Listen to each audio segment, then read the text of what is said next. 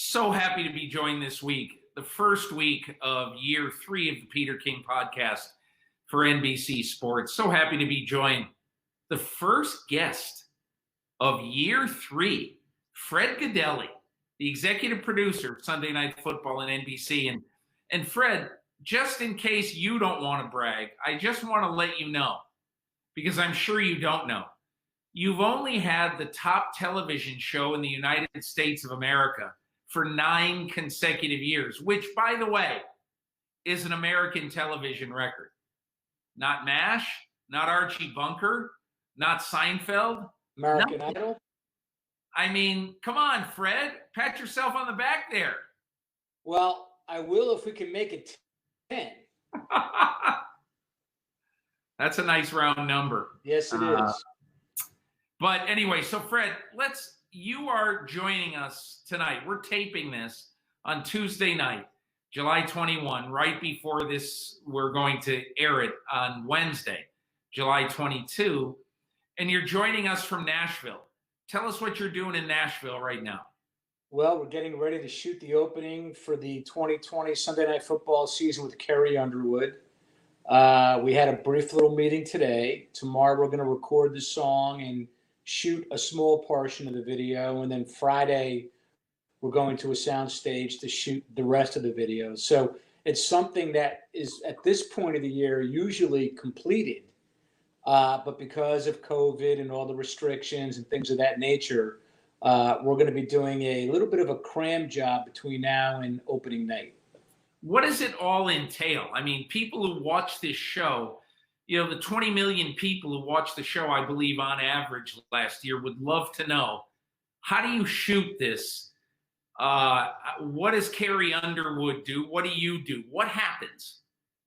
Well, every year we try to rearrange the song a little bit. Last year we had Joan Jett as a guest. We kind of brought it back to its roots. This year we've taken it a little bit away from that and gone with a little bit of a different version that I don't want to truly give away right here. So Carrie's involved with that. We worked with her producer the entire month of March to kind of come up with the arrangement that we were going for, that he liked, and then she ultimately had to sign off on. Then we wait for the schedule to come out to kind of write the lyrics for the games. And while we're doing that, Trip Dixon is the creative director at NBC Sports. He's kind of planning out what the visual concept is going to be. We did a couple of Zoom calls with Carrie and her manager, Ann Edelblut, and kind of went through the concepts. Carrie weighed in. We got the schedule. We wrote the lyrics. And like I said, normally we record the lyrics no later than the first week of June and the new song. And then we'd shoot about the third week in June. Somewhere around June 20th every year is when we shoot for a couple of days. But because of COVID and the restrictions and, all the things that no one could do, we pretty much knew right away we were not shooting in June. So we delayed it as far into July as we could, figuring how long could we wait and still be able to have a finished product on opening Sunday night in Los Angeles. And so tomorrow we'll bring the band in the morning, record the instrumentals. Carrie will come in the afternoon, record the vocals for all the games and potential flex games. Then she'll get in hair and makeup and wardrobe, and she'll do about 3 or 4 hours of shooting in the studio. Thursday, we have to go reset at our sound stage. And then Friday, we start at 7 o'clock in the morning and end at 6 o'clock at night, pretty much shooting all day long. Wow. It looks so simple. It looks so easy. That's magic of television. It's supposed to look easy. Yeah. What's she like to work with? Consummate professional. She pretty much nails every single take. You don't have to do, you do 2 or 3 takes just for protection. You didn't see something, in the background or something like that, but she's well prepared. She's collaborative as can be. She's an extremely nice person and great to be around. So it's pretty much a highlight every time we do this, Peter. So I take it that the fact that you are doing the open for Sunday Night Football, you have to feel like there will be Sunday night football. Yeah, I mean, I'm sure, obviously, like everybody else in America, that's what I'm hoping for. And, I heard somebody say this, starting is one thing, finishing is another, but we have to start. And I think if we're able to start on time or somewhere close to starting on time, that'll be huge. And then hey, how do we manage this? When I say we, the NFL, the broadcast networks, the teams, everyone, the fans, how do we manage this from start to finish to get to the Super Bowl with that? Look, there's going to be players that test positive. There's probably going to be coaches that test positive. We know that's going to happen, but how do we management? How do they contain it?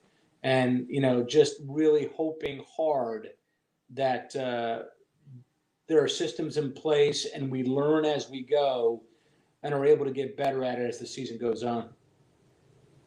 Why do you think the United States needs the NFL to play this year? If you look back in history, I think even going back to like World War I, when the commissioner asked Woodrow Wilson, "Hey, should we not play, this coming season because we're at war?" And he said, "No. America needs the game." And back then, we know baseball was the national pastime, and I think Roosevelt had the same words for the commissioner of baseball back in World War II. And I just think the country needs something positive to get their mind off of it temporarily and have some enjoyment on a weekly basis. And football, the NFL in particular, but college football too, plays such a huge part in the American psyche that if we had a fall without either of those two things, I mean, I'm fearful for the country if that actually happened. It's interesting you say that. I'm really excited about, the opening of the baseball season.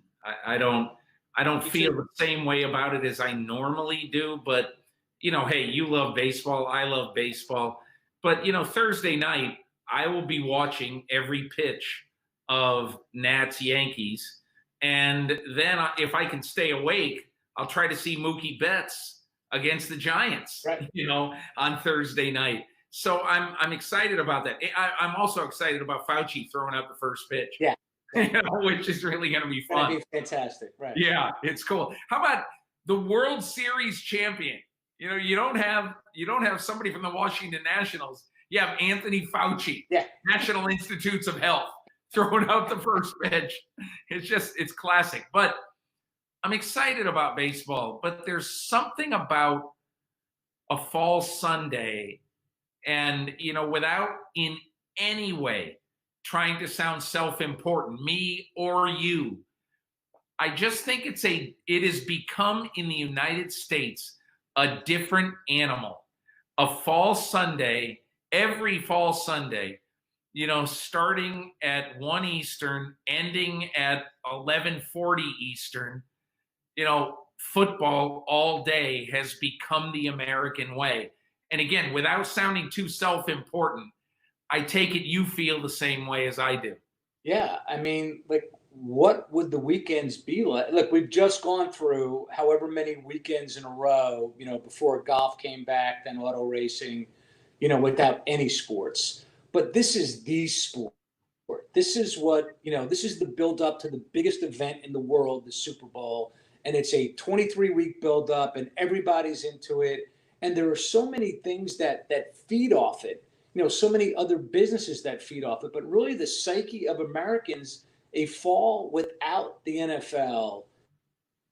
I mean, I don't even want to imagine what that would be like, because I think there would be a lot of depressed people in America, and I'm just hoping we don't have to even, think about that situation much longer.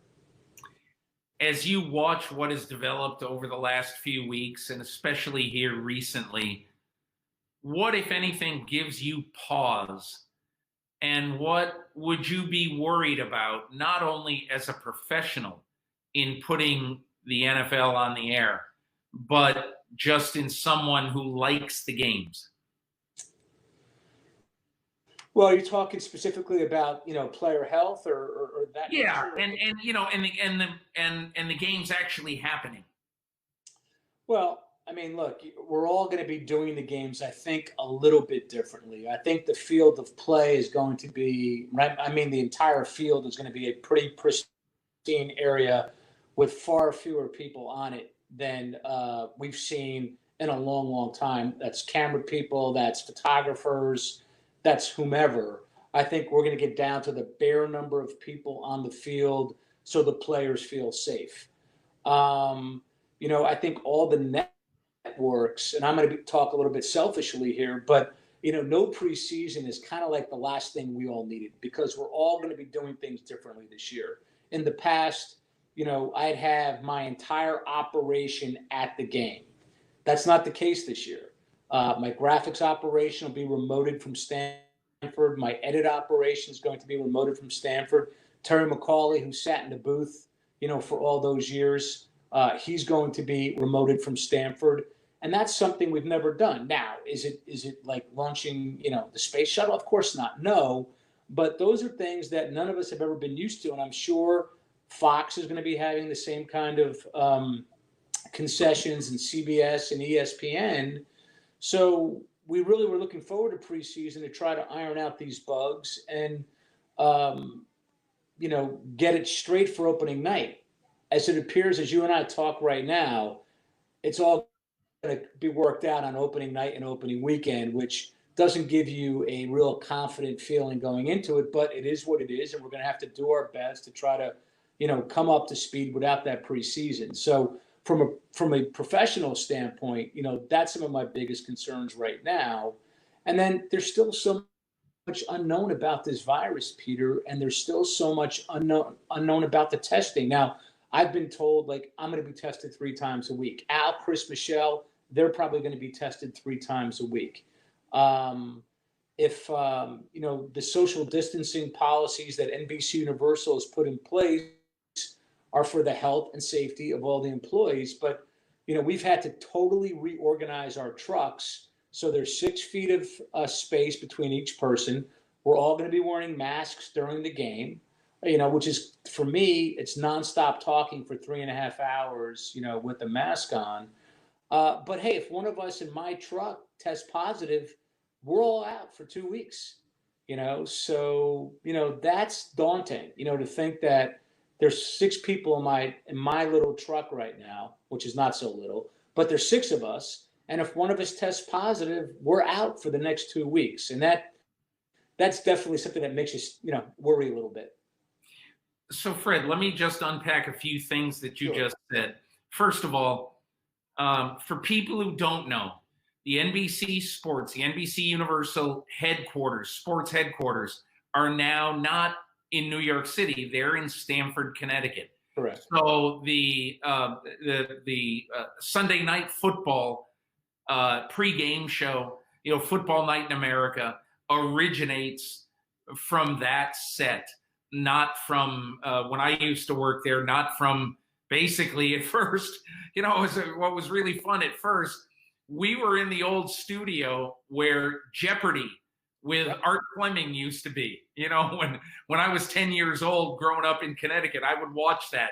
And here I am standing in that studio. And then later in the Saturday Night Live studio. But now it is in Stamford, Connecticut at this gorgeous state-of-the-art facility. So what you're saying is that a good number of your crew won't be on the road with you anymore. They will be in Stamford, Connecticut. Right. 6 really important production people in the graphics area and the edit area are not going to be with us. And in the past, I could walk into the graphics room and say, hey, can I see this? And take a look at it and say, hey, why don't you change this? Or, yeah, that looks great. Or walk into the edit room and things of that nature. And that can't happen now. I mean, I have to pick up the phone and say, hey, can you send this down so I can take a look at it? Or can you put this up so I can take a look at it? And, like any other team, it works best when it's human to human. But that's not the scenario we're in right now. So we're all going to have to compensate and try to keep the effectiveness of a team without the team in the flesh altogether, as it's been, since the day I got into this business. let's talk for a minute, because I know that, when you guest wrote my column a year ago, you wrote an awful lot about the music that is played as the bumpers during that telecast. So, I mean, this might be totally nerding out on Sunday Night Football. What is going to happen to the Sunday Night Football music? Well, look, I think, I don't really see a big change in that. I mean, obviously, there'll probably be some guardrails, and I can't think of a song right now that would, be suggestive of a pandemic. But there'd probably be some guardrails that we'd have to put up to make sure that we're not being inadvertently insensitive, to Right. what's going on in the country. Wendell Stevens, who really deserves all the credit for the music. I'm sure he and I have had a bunch of discussions not about the music, about what the audio is going to be. Where will he be on Sunday night? Will he be in Stamford? No, he'll be in the compound with us. Okay. He has to be. Yeah, he has to be on set. Okay. So, Fred, talk for a minute about how a television crew at a game site in 2020 is going to be different. Well, I mean, you won't be able to look somebody in the eye and really be able to make that judgment. Does this person understand what I'm saying fully? And do they give me the sense, or give Drew Esikoff, our director, the sense that they're going to be able to execute what we're explaining right here? And when you're disconnected, physically disconnected, there is something lost. I mean, I think, look, we're going to be working our tails off to overcome that, but there's something lost, and we're going to have to figure out how to minimize that loss and not have it affect the quality of the presentation. Was there ever a chance or a threat that Al, Chris, Michelle would have to do this from a studio instead of a press box? I mean, look, it was certainly something that was a possibility. It's not something that I spent a lot of time planning for, because I felt like we did have time on our side. The fact that, the football season wasn't until, we thought August, but when it really mattered in September. But yeah, that possibility definitely existed. And, when I started in this business, I started at ESPN in 1982, and we didn't really have the rights to a lot of things back then. I remember Jim Simpson and Cliff Drysdale calling a Davis Cup match from Australia in Bristol. And we did a lot of events like that at ESPN back in the day. So I know it can be done. I saw. Well, that's how the Olympics are done in many cases too. Yeah, right. They're done from a compound. Yeah, absolutely. I mean, the last Olympics, we had people in Stamford calling events, not figure skating or not downhill skiing. Yeah, but I mean, judo or whatever. Yeah. Yeah, I mean, boxing at the last Summer Olympics, I believe, was done from Stamford. Yeah, no, there are a lot of events that get done that way. It's not impossible. I know ESPN, does a lot of college basketball games that way now because they have such a volume of events. It's just more cost effective. I don't think it's production effective, but it's more cost effective to do it that way. Fred, what is it going to be like? Let's assume for a moment that early games are going to have some early games at least. Like I can't imagine, the Rams opening their stadium on Sunday Night Football with any fans in the stadium. Now, I don't know that for sure, right. But what will that be like to do a game with no fans there? Yeah, I mean, just watching a couple of these baseball games the other night in New York, the one at Citi Field and the one at Yankee Stadium. And, I mean, there is definitely something missing. Now, I know that we're probably going to have some type of artificial audio as are all the other networks who are doing the NFL this year, if we don't have any fans. I mean, if you have 10,000 fans, that's enough fans to make a nice crowd sound that people are accustomed to. It's funny, in the past you do games, and if there was a team that had trouble putting people in the seats, we would be so aware of, hey, don't show empty seats, don't show empty seats, figure out another way to get this shot. Well, now there's nothing but empty seats and tarps. I think tarps are better than empty seats for television coverage. But we're probably going to have to shoot the game a little bit tighter. But you're going to have to live with the fact that there's going to be some empty seats in your shots, and you just try to minimize that, and try to get on with the game and tell some really good stories, and hopefully have a tight game, which is what really people tune in, really kind of plug into. But it's definitely going to be different. Golf, it doesn't bother me. I watch a lot of golf. No fans really doesn't bother me. It's had no effect on me whatsoever. Now, if it were the Ryder Cup, I might feel differently. Or if it was Augusta, or when it is Augusta, I might feel differently. But no, regular, golf tournaments on the weekend is not a big deal. Even auto racing hasn't really affected me, because the main sound in auto racing are the engines, and the empty seats are a little bit disconcerting. But I think these sports that, where the crowd, plays a role, the stick and ball sports, there's going to be something lacking. What's your understanding about the first game of the season, Houston at Kansas City? One of the great crowds in all of sports, Kansas City playing at home. Is it your understanding there will be 0 fans, or has that been decided yet? I don't think it's been decided, but again, how everything fluctuates in these states on a daily basis. I think Kansas, or Missouri, I should say, is one of the states right now that could have some partial fans. So I would not be surprised if there were 10 or 15,000 fans in the seats at Arrowhead on opening night. I don't know that to be certain, but I do know Missouri was in pretty good shape, and we're talking about partial crowds. And again, but we know how this virus has basically changed thoughts and perceptions on a daily basis. So let's see where we are on September 10th. The other venue that I'm sure is interesting to you is Seattle, because Seattle is one of the great venues in all of sports, as is Arrowhead. But you got Seattle, Sunday Night Football, week 2. Right. So, and Seattle and Washington has, really was kind of the genesis of the disease in America.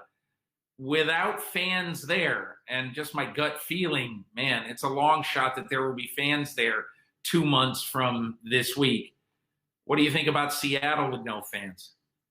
Yeah, I mean, I can't think of another team in the last 10 years whose game experience was as big a part of the game as the Seattle Seahawks, the 12th man, and and the damage they wreaked on the opponents. I mean, that, we would do all the, we did a lot of games in Seattle. We would do the production meetings with the opposing teams, and there wasn't a lot of talk about strategy.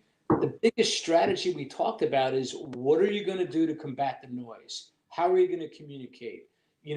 What have you learned? Who have you spoken to?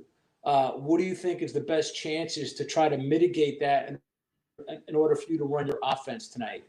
And if there aren't any fans, that's not going to be a question for Bill Belichick. The question for Bill Belichick is going to be, hey, what's going to be like the play here in silence? That's a hard one to even imagine, because, like I said, it was such a part of the game. It was a part of the strategy of the opposing team. Got to ask you another question about the first Sunday night game.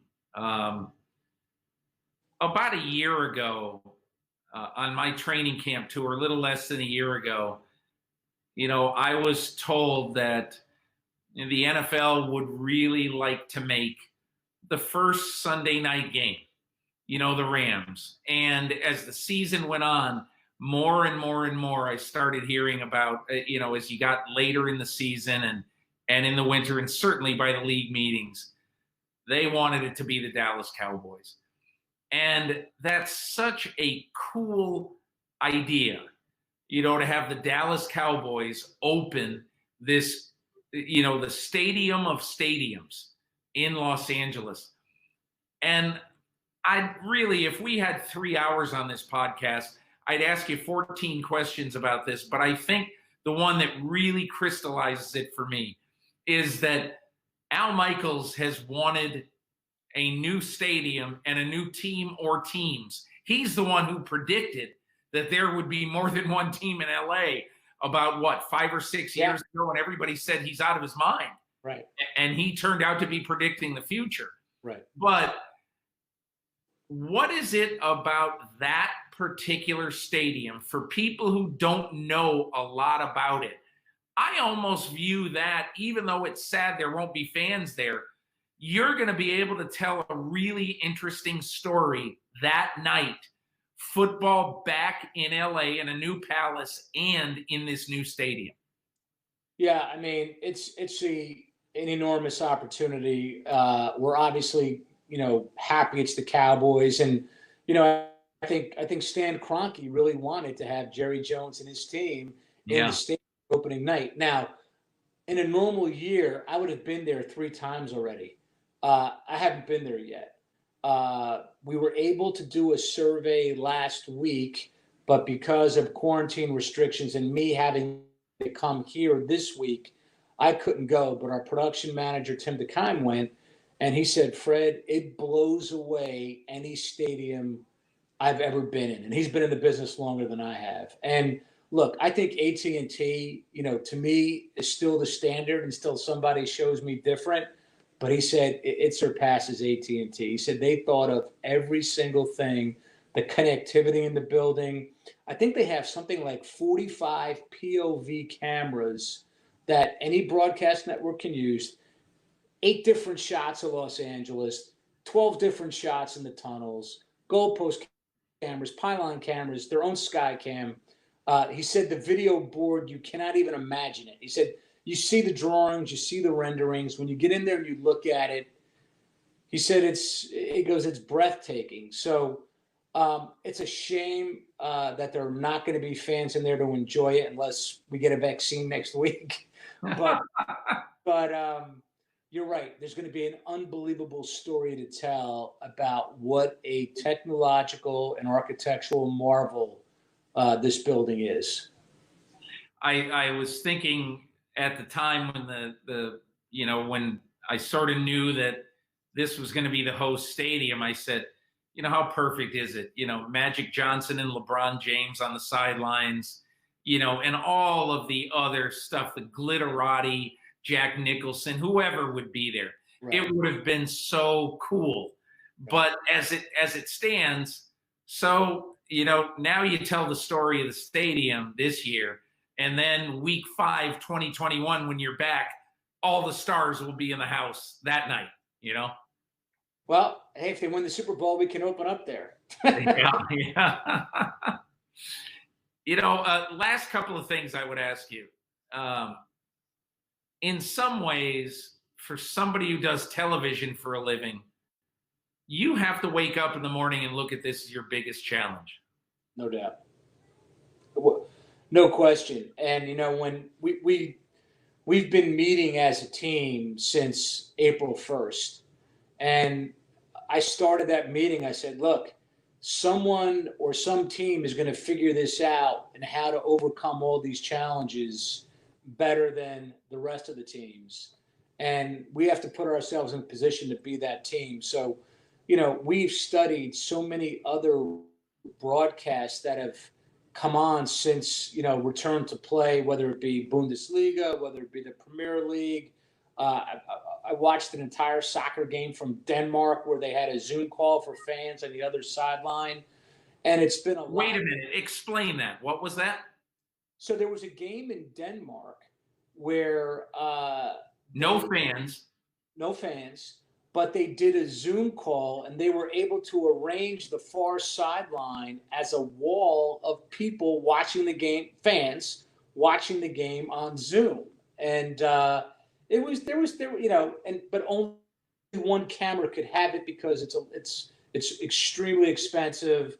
It's technologically complicated. So when they would cut to a low camera, it wouldn't be there. If they'd cut to a different high camera, it wouldn't be there. But there's not a lot of cutting in soccer because the ball's in play a lot. So it really worked pretty well.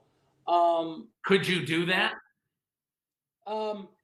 Yes, you could, but it's not cheap. And like every other business in America, our business has its financial challenges as well.